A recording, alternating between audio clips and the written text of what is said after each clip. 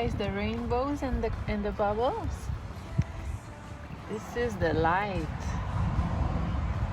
It's like a prism, and it goes into it and it makes colors like rainbow colors.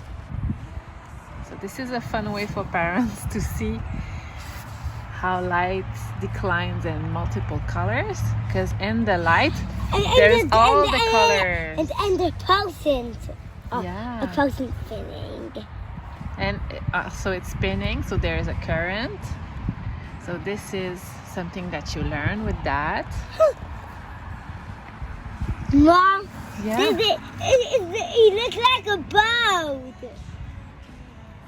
Looks like a boat. A boat. A boat.